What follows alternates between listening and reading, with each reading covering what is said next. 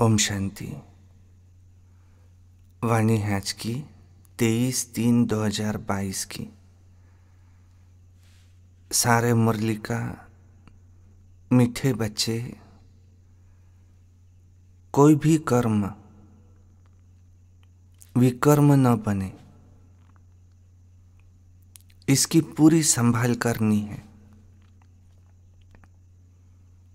कदम कदम पर बाप की श्रीमत लेकर कर्म में आना है। प्रश्न है, विकर्मों से कौन बच सकते हैं? बाप की सहायता किन्हें मिलती है? उत्तर है, जो बाप से सदा सच्चे रहते हैं, प्रतिज्ञा कर विकारों का दान देकर वापिस लेने का संकल्प नहीं करते हैं, वह विकर्मों से बच जाते हैं। बाप की सहायता उन्हें मिलती है जो कर्म विकर्म बनने के पहले राय लेते हैं, साकार को अपना सच्चा सच्चा समाचार बताते हैं।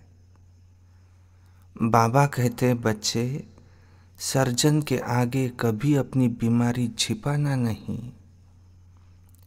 पापों को छिपाएंगे तो रुद्धि होती रहेंगी और पद भी भ्रष्ट हो जाएगा, सजाएं खानी पड़ेंगी। गीत है आज का, बचपन के दिन भुला न देना। ओम शांति। बच्चों ने गीत सुना कि बाप बच्चों को सावधानी देते हैं कि हे बच्चे, तुम आकर ईश्वर के बने हो और जानते हो कि हम ईश्वर की संतान हैं। सारी दुनिया मानती है कि वह गॉड फादर है। फादर माना हम उनकी संतान ठहरे। परम पिता तो बच्चे ही कहेंगे। तुम लौकिक के बच्चे तो हो, अब पारलौकिक बाप के बने हो। किस लिए? बेहद के बाप से बेहद सुख का वर्षा लेने के लिए। वो बाप है स्वर्ग का रचयिता। स्वर्ग में जरूर देवताओं की बादशाही है, यह जानकर तुम बच्चे बने हो। राजा को अगर बच्चा नहीं होता है तो गोद में लेते हैं। गोद लेते हैं साहूकार की, कभी गरीब की गोद तो नहीं लेंगे। कुछ लाभ होगा तभी गोद लेंगे। तुम भी अभी जानते हो कि हम ईश्वर के बने हैं, उससे स्वर्ग की बादशाही मिलेंगी। अब ऐसे बाप को कभी भूलना नहीं चाहिए, उनकी मत पर चलना चाहिए। रावण की मत पर तो विकर्म ही करेंगे। इन 5 विकारों के वश नहीं होना है। कहाँ भी देखो धोखा खाता हूं तो झट बाबा से मत लेना। कर्म विकर्म बनाने के पहले पूछना चाहिए, बाबा हम यह कर सकते हैं? तो समझाया जाता है कि कभी देहाभिमान में नहीं आना है। अपने को आत्मा समझ परम पिता परमात्मा की मत पर चलते रहना है, कदम कदम पर। कभी कोई बात समझ में न आए तो पूछना कि बाबा, मैं फलाने पर फिदा हुआ हूं, मेरे को काम के भूत ने घेरा है। बाबा कहते तूफान बहुत आएंगे, परंतु अपने को संभालना है। गटर में गिरा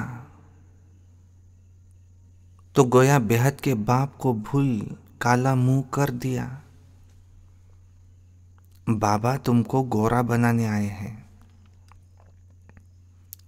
इसलिए 5 विकारों के फंदे में कभी फंसना नहीं। और फंसेंगे तब जब देह अभिमान में आएंगे। देही अभिमानी होगा तो बाबा का डर रहेगा। विकार में जाने से बड़ा विकर्म बन जाएगा, क्योंकि तुमने विकारों का दान दिया है। अगर दान देकर वापिस लिया तो हाल वही होगा जैसे हरिश्चंद्र का मिसाल है।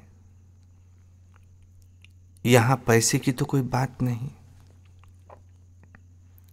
यहां तो है 5 विकारों का दान। तुम्हारे पास जो काटे हैं वो दान में दे दो, फिर कभी काम में नहीं लाना। अगर वापिस लेना हो तो इत्तलाव करना। न बताने से पाप वृद्धि को पाता जाएगा, फिर विकार में जाते रहेंगे और बतलाने से सहायता मिलेंगी। हम शिव बाबा के बच्चे हैं, बाप से प्रतिज्ञा की है कि कभी हार नहीं खाएंगे। यह है 5 विकारों रूपी दुश्मन को जीतने की बॉक्सिंग। उसमें कभी हराएंगे नहीं। अगर गिरा तो शिव बाबा तो झट जान जाएगा। फिर हुक्म मिला हुआ है साकार को लिखना। नहीं लिखेंगे तो विकर्म बढ़ता जाएगा और 100 गुना सजा खानी पड़ेगी। बाबा को बताने से आधा कट हो जाएगा। ऐसे बहुत है जो लज्जा के मारे समाचार देते नहीं हैं। जैसे कोई गंदी बीमारी होती है तो सर्जन को बताने में दिल खाती है, तो सर्जन क्या कहेंगे। फिर नतीजा क्या निकलता है, बीमारी बढ़ती जाती है। अब बाप समझाते बच्चे, कोई भी पाप हो तो छिपाना नहीं, नहीं तो बिल्कुल पदभ्रष्ट हो जाएगा और कल्प कल्पांतर ऐसे ही पदभ्रष्ट मिलेगा। फिर ज्ञान तो ले नहीं सकेंगे। पूछते हैं बाबा उनकी गति क्या होंगी, तो बाबा क्या कहते, बहुत सजा खाएंगे। कयामत के समय सजाओं का हिसाब किताब चुकतू होता है ना। जैसे काशी कलवट खाते हैं, सच सच शिव पर बलि तुम चढ़ते हो। अभी शिव का बनते हो किस लिए, वर्षा लेने के लिए। बाकी वह जो काशी कलवट खाते हैं वह तो घात करना है, परंतु नवधा भक्ति से बलि चढ़ते हैं तो जो किए हुए पाप हैं उनकी सजा उस समय भोग कर पाप खत्म हो जाते हैं। फिर पाप करने से तो छूट न सके। योग अग्नि से ही पाप भस्म हो सकते हैं। माया के राज्य में कर्म विकर्म ही बनते हैं। सतयुग में विकर्म नहीं बनता, क्योंकि माया का राज्य नहीं है। अभी सारी दुनिया है भ्रष्टाचारी। पहला नंबर भ्रष्टाचार है विकार में जाना। जो पैदा ही भ्रष्टाचार से होते हैं तो वह पाप ही करते हैं। है ही रावण राज्य। रावण को जलाते हैं, परंतु रावण क्या चीज़ है बिल्कुल ही नहीं जानते। रावण कहा जाता है 5 विकारों को। स्वर्ग में यह विकार होते नहीं। इसलिए उसको वॉइसलेस वर्ल्ड कहा जाता है। वहाँ दूसरा कोई राज्य अथवा खंड होता ही नहीं। इस्लामी, बौद्धी आदि सब पीछे आए हैं। वह भी पहले सतो प्रधान होते हैं, फिर सतो रजो तमो में आते हैं। सतयुग त्रेता में है संपूर्ण निर्विकारी। अब धीरे धीरे संपूर्ण विकारी बनते आए हैं। पूरा विकारी बनने में भी समय लगता है। सतयुग में 16 कला, फिर 14 कला, फिर कला उतरते जाते हैं, क्योंकि है ही उतरती कला। अब तुम्हारी है चढ़ती कला। चढ़ती कला राम बनाते हैं, उतरती कला रावण बनाते हैं। जैसे चंद्रमा की धीरे धीरे कला कम होती जाती है, दुनिया भी ऐसे ही है। अभी तो 9 कला। ऐसे समय पर बाप आकर फिर से 16 कला बनाते हैं। तो यह सारा खेल भारत के ऊपर बना हुआ है। वर्ण भी भारत पर ही है, नहीं तो 84 का जन्मों का हिसाब कहाँ। बाप समझाते हैं यह है ही आयरन एजेड दुनिया। कलयुग का अंत है, फिर सतयुग का आदि होगा। जो देवी देवता धर्म वाले धर्म भ्रष्ट, कर्म भ्रष्ट हो गए हैं, वह फिर आएंगे। तुम आए हो ना। देखो झाड़ के अंत में ब्रह्मा खड़ा है, वह है तमो प्रधान, और फिर नीचे तपस्या कर रहे हैं सतो प्रधान बनने के लिए। तो जैसे ब्रह्मा तपस्या कर रहे हैं, वैसे उनके साथ ब्रह्मा कुमार कुमारियां भी है। अब वहाँ जो यहाँ ब्रह्मा सतो प्रधान बन रहे हैं, उनमें परमात्मा आकर अपना परिचय देते हैं। इनको भी बताते हैं तो बच्चों को भी बताते हैं। बाबा और तुम बच्चे जो कल्प वृक्ष के नीचे तपस्या कर रहे हो देवता बनने के लिए, यह मंदिर हूबहू तुम्हारा जड़ यादगार है। अब ऐसा कोई बुद्धिमान बच्चा हो तो इस मंदिर की पूरी हिस्ट्री ज्योग्राफी बताए कि यह ऊंचे से ऊंचा मंदिर है। इसमें मम्मा भी है तो बाबा भी है, तो बच्चे भी है तपस्या कर रहे हैं।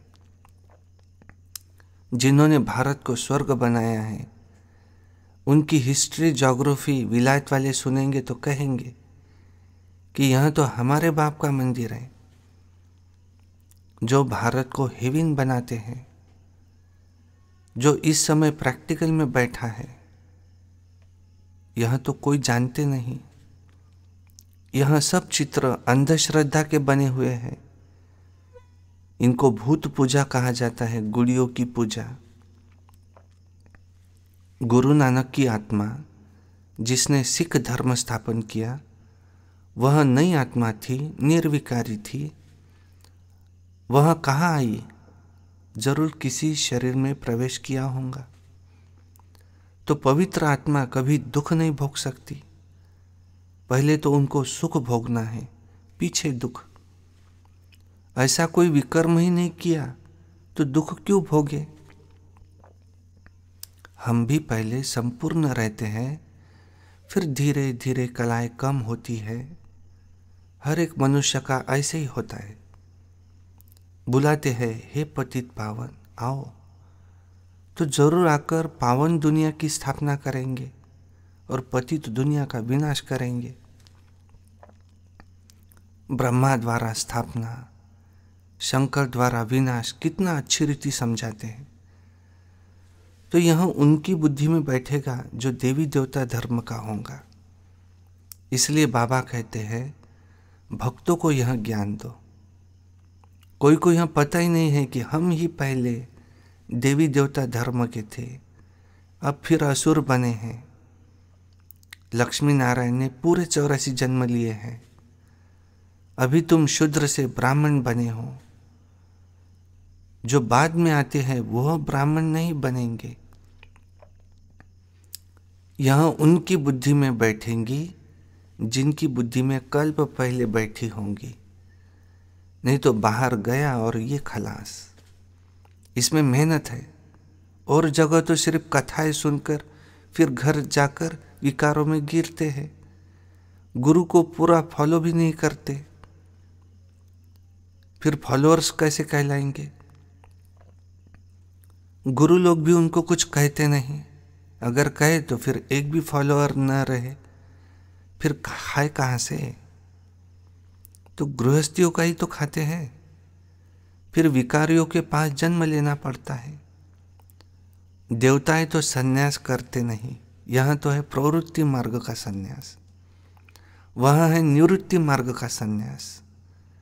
बाप आकर स्त्री पुरुष दोनों को समझाते हैं, बच्चे संपूर्ण पवित्र बनेंगे तो संपूर्ण राज्य पद पाएंगे, कम पवित्र बनेंगे तो कम पद पाएंगे। तुम्हें फॉलो करना है माँ बाप को। बाप कहते हैं माँ बाप के मिसल मेहनत करो तो गद्दी नशीन होंगे। अब इसमें मुख्य बात है पवित्रता की। अब देह अभिमान छोड़ दो, मैं आत्मा हूँ, बाबा मुझे लेने आया है। पवित्र बनने से ही पवित्र दुनिया के मालिक बनेंगे। कुंभ का मेला कहते हैं ना, वह त्रिवेणी आदि का है, नदियों का मेला, उनको संगम कहते हैं। वास्तव में यह है अनेक नदियों और सागर का मेला। तुम सब हो ज्ञान नदियाँ, बाप है ज्ञान सागर। बाप कहते हैं मेरे से योग लगाओ तो तुम पति से पावन बन जाएंगे। अब मरना तो है ही, तो बाप से वर्षा लेना है, तो अभी ही भक्ति का फल भगवान से ले सकते हो, नहीं तो समझेंगे तुमने भक्ति ही नहीं की है। भक्ति करने वाले ही आकर यहाँ राज्य भाग्य लेंगे। बाप कितना अच्छी रीति समझाते हैं, और सभी की बुद्धि में तो वो शास्त्र आदि होंगे। यहाँ तो ज्ञान सागर बाप समझाते हैं, तो तुम श्रेष्ठ बन रहे हो। राजधानी स्थापन करने में कितनी मेहनत होती है। रुद्र ज्ञान यज्ञ में बहुत विघ्न पड़ते हैं। अच्छा, मीठे मीठे सिक्के लधे बच्चों प्रति माता पिता बाप दादा का याद प्यार और गुड मॉर्निंग। रूहानी बाप की रूहानी बच्चों को नमस्ते, और हम रूहानी बच्चों की रूहानी बाप दादा को याद प्यार नमस्ते। सदा रहो हंसते। धारणा के लिए मुख्य सहारे। नंबर 1, देह अभिमान में आकर कभी भी विकारों के फंदे में नहीं फंसना है। कर्म विकर्म न बने, इसलिए कर्म के पहले बाप से राय लेनी है। 2 नंबर है, माँ बाप को फॉलो करना है। उच्च पद के लिए संपूर्ण पावन जरूर बनना है। वरदान है, न्यारेपन की अवस्था द्वारा पास विद ऑनर का सर्टिफिकेट प्राप्त करने वाले अशरीरी भव। पास विद ऑनर का सर्टिफिकेट प्राप्त करने के लिए मुख और मन दोनों की आवाज से परे शांत स्वरूप की स्थिति में स्थित होने का अभ्यास चाहिए। आत्मा शांति के सागर में समा जाए। यह स्वीट साइलेंस की अनुभूति बहुत प्रिय लगती है। तन और मन को आराम मिल जाता है। अंत में यह अशरीरी बनने का अभ्यास ही काम में आता है। शरीर का कोई भी खेल चल रहा है, अशरीरी बन आत्मा साक्षी मन न्यारा होकर अपना शरीर का पार्ट देखे, तो यही अवस्था अंत में विजयी बना देंगी। स्लोगन है, सर्व गुणों व सर्व शक्तियों का अधिकार प्राप्त करने के लिए आज्ञाकारी बनो। सर्व गुणों व सर्व शक्तियों का अधिकार प्राप्त करने के लिए क्या बनो? आज्ञाकारी बनो। मातेश्वरी जी के अनमोल महावाक्य, सृष्टि पर कभी प्रलय होती नहीं। सृष्टि पर प्रलय कभी होती नहीं। अब यह जो मनुष्य समझ बैठे हैं कि इसी सृष्टि पर कोई समय प्रलय अवश्य होती है, वो प्रलय तो ऐसे ही समझते हैं। अब प्रलय का मतलब है सृष्टि पर जलमय होना, नई सृष्टि की स्थापना होती है। जिस नई सृष्टि की शुरुआत दिखाते हैं कि कैसे सृष्टि के आदि में श्री कृष्ण देवता पीपल के पत्ते पर अंगूठा चूसते हुए सृष्टि पर पधारे हैं, फिर ऐसे ही सृष्टि की उत्पत्ति शुरू होती है। अब यह विवेक चलाने की बात है। जब अपन मना हम कहते हैं कि प्रलय का अर्थ है जलमयी, तो इसका मतलब है कि एक भी सृष्टि पर न रहे। मनुष्य यह नहीं जानते कि प्रलय का मतलब क्या है। तो प्रलय अर्थात यथार्थ मतलब क्या है कि सृष्टि पर जो इतनी अपवित्रता होने के कारण सृष्टि जो दुखी हुई पड़ी है, उस अपवित्रता की प्रलय हो जाती है और सृष्टि पवित्र बन जाती है। गोया तमोगुणी सृष्टि बदल सतोगुणी बन जाती है। तो इसका मतलब है सृष्टि पर प्रलय नहीं होती, मगर सृष्टि पर आसुरी अवगुणों की प्रलय होती है। बाकी कोई मनुष्यों की प्रलय नहीं होती। अगर सृष्टि प्रलय हो जाती तो गीता में जो भगवान ने कहा है कि सृष्टि अनादि चली आती है, तो क्या यह भगवानवाद झूठा समझे? बाकी इतना जरूर है कि पुरानी दुनिया अर्थात तमोगुणी सृष्टि का विनाश हो, फिर नई सतोगुणी दुनिया की स्थापना होती है। तो विनाश और स्थापना का कार्य दोनों इकट्ठा चलता आता है। ऐसे नहीं कहेंगे कि सृष्टि प्रलय हो जाती है, इसी सृष्टि पर स्वर्ग और नर्क की स्थापना होती है। बल्कि जब स्वर्ग है तो नर्क नहीं, जब नर्क है तो स्वर्ग नहीं। स्वर्ग कहते हैं जहाँ पवित्र देवी देवताओं का निवास स्थान है, और नर्क कहते हैं मृत्युलोक को, जहाँ अपवित्र मनुष्य आत्माओं का निवास स्थान है। तो मानो अपवित्रता की प्रलय हो जाती है।